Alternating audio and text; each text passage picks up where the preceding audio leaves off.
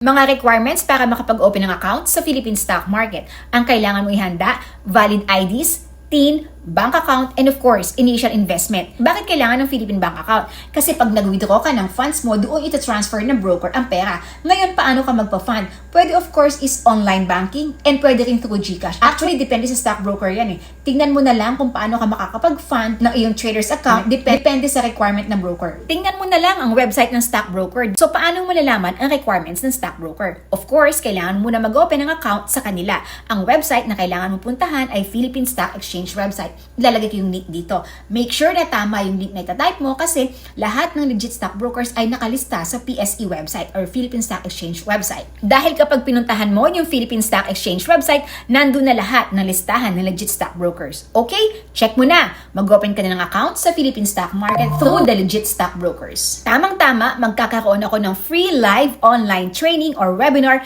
ngayong February 17, 19, 21, and 24, 2025. Ito ay para sa mga beginners or zero knowledge or little knowledge sa Philippine stock market. Ang ituturo ko dito ay kung paano ka kumita sa dividend investing, long-term investing, or short-term trading sa Philippine stock market. So, pili ka sa tatlo na to kung paano mo gustong kumita sa Philippine stock market.